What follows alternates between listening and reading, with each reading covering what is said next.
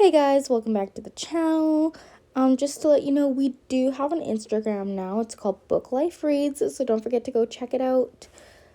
And it'll have the books that we've previously read and the upcoming books and maybe some polls on what you want to listen to be read. In Search of April Raintree, Chapter 16. I shook my head to clear it. This was all too much. I returned to the sink and put the empty bottle into the garbage container. My mind started activating again, and I realized that I should have gone after Cheryl. I went to get my jacket and boots, and then I had to look for my house keys. They weren't in my purse, and I couldn't remember where I put them. It was stupid of me to think such things, but my mind was still in a muddle. The closest bus stop was at Watt Street, so I walked in that direction. I reached the bus stop, but there was no sign of Cheryl. I went back towards Henderson. I was sure that if Cheryl had intended to take a bus, she would have gotten on one by now. Just in case, I waited at the bus stop for the next downtown bus and got on. I tried looking out both sides of the window, but with it being dark outside and light inside, plus the condensation on the windows, I couldn't see the sidewalks very well. I got off in front of City Hall and decided to walk back home, over the Disraeli Bridge and all. That meant that Main Street Strip. I walked on the west side because there were more people on that side. If Cheryl were among these people, I could spot her, but I walked all the way home without running into her. I couldn't sleep at all that night. The wind had picked up outside, and it was sure to be a blizzard going on out there. Mixed in were the noises of the houses, all those creakings that one doesn't notice during the day.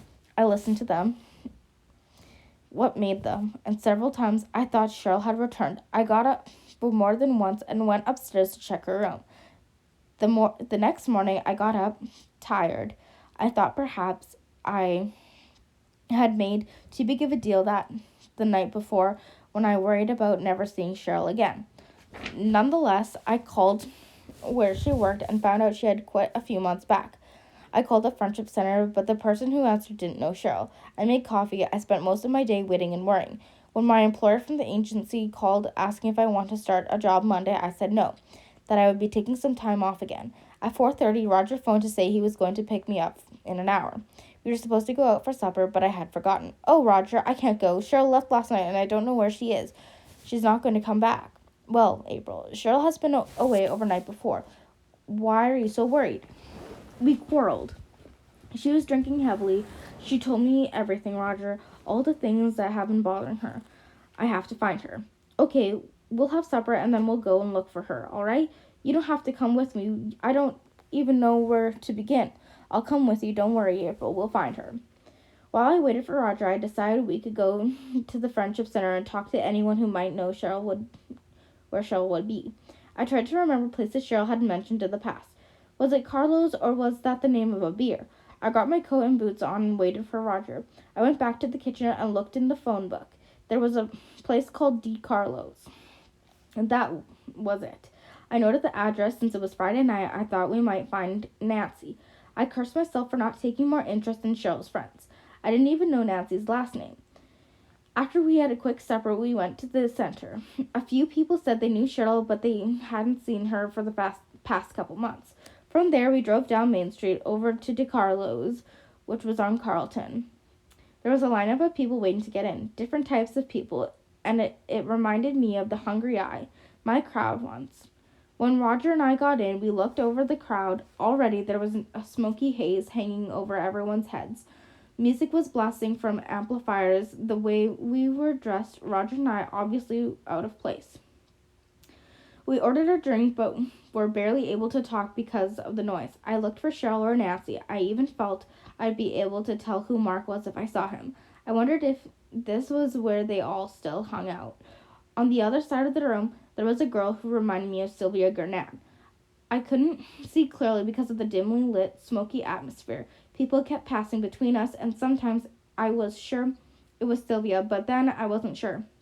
I studied the other people at her table. They were all white. Mark, as far as I knew, was Métis. When the band took a break, Roger asked me if I recognized any of Cheryl's friends. I said I didn't, and we might as well leave. We drove around for a while up and down the downtown streets, and we searched for the faces of Cheryl's. We were unsuccessful. We returned to my place, and I went upstairs to see if she had returned, and she hadn't. We took our coffee into the living room, and I turned the television set on. You know, Roger, I'm to blame. No, I'm not going into self-blaming thing. It's just that I wanted her to have all these good memories of our parents. I always told her only the good things that happened when we lived with them. I knew that they had a drinking problem. That's why we were taken away. I should have told her when I gave her those names. I should have told her that when our parents were alcoholics. But I didn't. I just gave her that stuff and hoped her surge would come to an end. And she went out and found our father and found out that he was an old drunk. I'm sure she never told me all these things she discovered because she felt she had to protect me from the truth. She carried that around with her all alone, not wanting to share her problems, and I knew about it. Well, not the part about our mother committing suicide, so many lives to protect, and in the end, they destroy away. I just can't understand why all that would have such an adverse effect on her. Unless what? Well, maybe she just used these things as an excuse to start drinking. Maybe she was an alcoholic all along, and she just needed some real good reason to start into it. Do you think that's possible? I guess anything is possible, but Cheryl doesn't sound like the type of person who would use that as an excuse. The reason for drinking can be very complicated. Sometimes I think if I really were white, we wouldn't have all these complications in our lives. I'd just be a wife, maybe a working mother, just an ordinary person, you know what I mean? There probably wouldn't be any problem with alcoholism. Our lives would be so different, but as it is, I lie to protect her and she lies to protect me, and we both lose out. I don't know if I was more like her or she was more like me. Maybe we wouldn't have pulled apart. Maybe that's what's wrong. You both pulled in different directions. Cheryl has identified with the Indian people and all the wrongs they have been done to them, and you have been identified with the white people. Well, she's taken everything she's felt out on you. Earlier, when you told me the things she used to say when she was drunk, well, she shouldn't believe them herself when she was sober. Being drunk gives a false courage. She'll never need false courage. She always spunky enough she had courage. I think from what you've told, Cheryl saw you in a superior white role. You supplied her with all her needs. You stayed in Winnipeg to help her, to be by her side. And you've stressed that she can depend on you, right? Well, I am her big sister. Maybe you could have told her that you needed help from her, or at least not have made it so clear that you are in charge. People need to feel that they are needed and worthwhile. I'd say Cheryl was a very low self-image right now. Drinking helps wipe out that image, and she can't let herself become sober because it hurts when she's sober, so she drinks again. I kind of figured something like that. I wanted her to go to bed and sleep off the alcohol. I wanted for us to really talk when she was completely sober. The weeks passed and Roger and I continued to look for Cheryl. She had never come back to the house. Every day when I would get home, I'd look in her room, and everything was always as it had been the first night. We returned to DeCarlo's regularly, but always without any luck. Sometimes we'd drive around and I'd spot someone who I was sure was Cheryl. I'd get Roger to park the car and I would jump out and go after the person. But when the woman would turn to me, my excitement would turn to disappointment because it was never Cheryl. The month of April brought erratic temperatures. Some days were warm enough to tempt impatient women into their shorts. The nights brought back the cold temperatures, though sometimes even below freezing. April 18th, 1973 was a cold, rainy day, my birthday. I stayed home, hoping Cheryl would remember to come home. But she didn't. Roger and I celebrated alone. 10 days later, it was the same kind of dismal day. The wind started early in the afternoon. First, it was short bursts as if gathering momentum for the gales that would follow. It had drizzled off and on for previous several days. Since it was a Saturday, Roger and I had been out combing the city, more specifically the hotels. We'd even gone to all the hotels along Main Street. The rain began to fall more and more heavily as the day went on, and the wind had also picked up, late in the afternoon. We decided to call it quits after I had rushed out into the rain thinking a stranger had been Cheryl. When we got to my place, I was still soaked to the bone. I felt so discouraged. While I changed, Roger made us coffee. Then we sat silently in the living room, just listening to the steady pelting of the rain against the windows. I wondered what Roger was thinking. Maybe he thought I wasn't worth all the trouble and aggravation. Maybe he wanted to call it quits with me, but not at this time, because Cheryl, I sighed. What's the matter? He said. Oh, nothing. Just wondering about all that trouble I've put you to. Well, it's not enough, and it won't be until we find Cheryl. You really and truly don't mind? In spite of her current problems, I think Cheryl is quite a person, and she is your sister. I laid my head on his lap, reassured. I felt so good to be near Roger. It seemed hard to believe I had held him away for so long. I would have been completely content except for Cheryl. Suddenly the phone rang, exploding into the stillness of the house. I jumped by the second ring. I got there and picked up the receiver. Hello? Is this April? Yes. I don't know if you remember me. It's Nancy. Cheryl has been staying with me. Nancy's voice sounded shaky. I remember you. What about Cheryl? Is she okay? I said anxiously, shooting out the questions. She just left here. I don't want her to go. She seems okay, but in a funny way. I wanted her to stay here, but she said she had to go. She said goodbye to me as if she wasn't going to see me again. Nancy sniffled. Do you know where she was going? No. And I couldn't go after her because I've been sick the past couple of days and I'm not dressed. My mom thinks she's going to do something terrible. My mom's the one who told me to call you. Maybe you can do something. I'm so worried. Oh no. I leaned against the wall. My voice was barely a whisper. Roger was at my side, and then he took the receiver from me. What's going on? He asked Nancy. He listened to her for a few minutes and then asked for her address. Then he asked some questions about what Cheryl was wearing.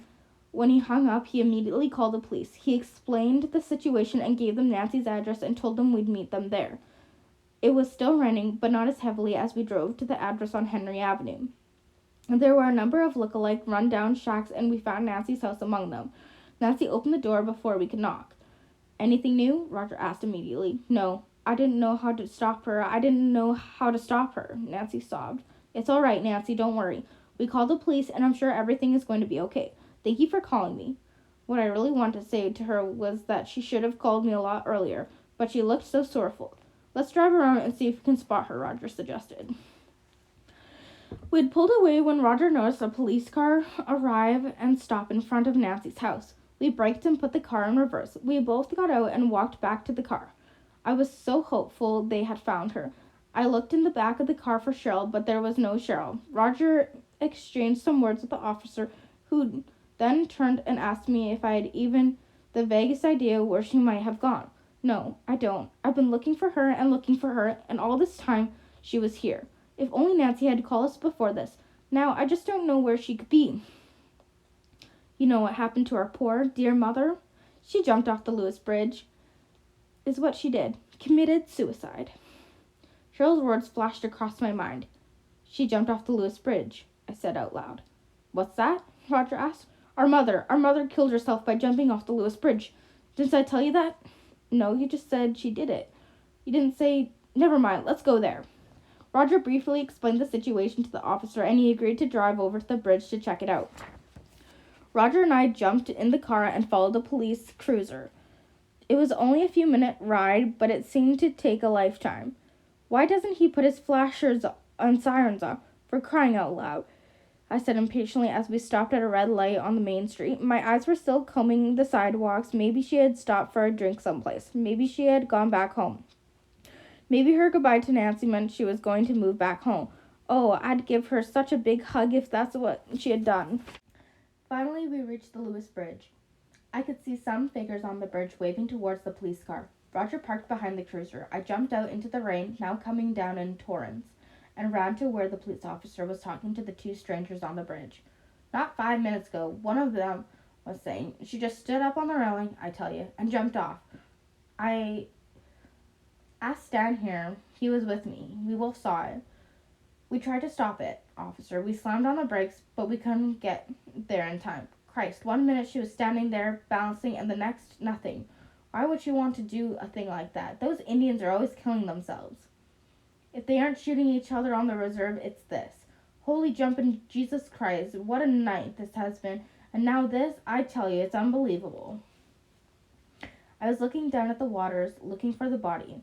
It was too dark to see anything, too murky. The man's words rang in my ears. She was my sister, mister, I said. What did he know? Someday, maybe, I could explain to people like him why they did it. Roger had placed his arm around me. The man mumbled an apology, said he didn't know. I was crying.